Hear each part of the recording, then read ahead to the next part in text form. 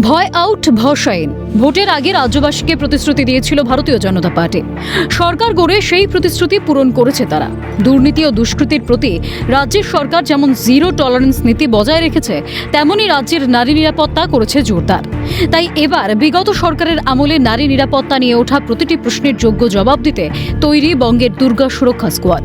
নিত্যদিনের চলার পথে যে কোনো অপ্রীতিকর পরিস্থিতিতে মহিলাদের সহায় দুর্গা সুরক্ষা স্কোয়াড।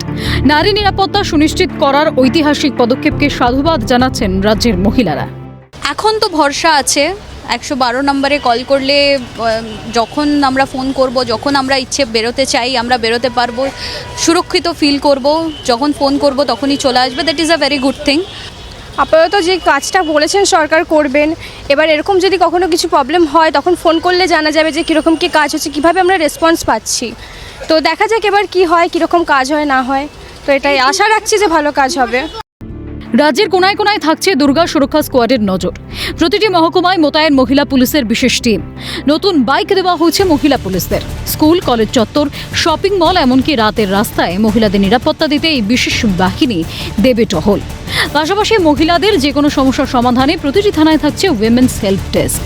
বিজেপি সরকারের আমলে রাজ্যের মা বোন থাকবেন সুরক্ষিত, ভরসা রাখছেন মহিলারা। আগে যেটা ছিল, যা যা ক্রাইম হয়েছে, যা যা হয়েছে, এখন অনেকটাই দেখা যায় না। আপাতত সেটাই দেখছি। এবার লেটস সি আগে কি হয়। তাহলে ভরসা রাখছেন? অবশ্যই ভরসা রাখছি। আমরা চাইছি এটা হোক, এটা হলে আমাদের খুব ভালো হবে।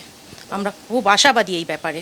কলকাতা পুলিশের অন্তর্গত বিভিন্ন জায়গায় যাতে নারী নিরাপত্তাকে আরও সুনিশ্চিত করা যায়, তার জন্য আরও বেশি স্কুটি, বাইক এবং এই দুর্গা স্কোয়াডের যে গাড়ি, সেই গাড়ির কিন্তু উদ্বোধন মুখ্যমন্ত্রী করতে চলেছেন। এই স্কুটিগুলোকে কিন্তু কলকাতা পুলিশের অন্তর্গত বিভিন্ন এলাকায় দেওয়া হচ্ছে এবং বিভিন্ন থানা এলাকায়গুলো থাকবে এবং বিভিন্ন জায়গায় কিন্তু টহলদারি করবেন যাতে নারী নিরাপত্তা সুনিশ্চিত করা যায়।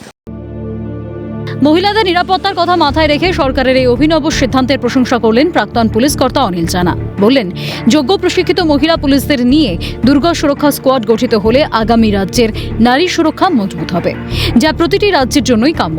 যেটা হয়েছে এটা অবশ্যই ভালো জিনিস হয়েছে, হওয়া উচিত, কিন্তু দেখতে হবে তারা যেন ঠিক মতো। কারণ অনেক সময় মহিলারা নিজেদের অসুবিধার কথাগুলো ছেলেদের কাছে, পুরুষদের কাছে বলতে পারে না। কাজে মহিলা হলে মহিলার কাছে যত সহজে বলতে পারবে, এটা সুবিধা। অবশ্যই ভালো হয়েছে, পেট্রোলিং দরকার। 112-তে ফোন করলেই মিলবে সমাধান। তাই এখন রাস্তায় কোনো মহিলার একা নয়। দিনে কিংবা রাতে রাজ্যের মা বোনেদের যে কোনো পরিস্থিতিতে সহায় দুর্গা সুরক্ষা স্কোয়াড। থাকছে হেল্প ডেস্কও।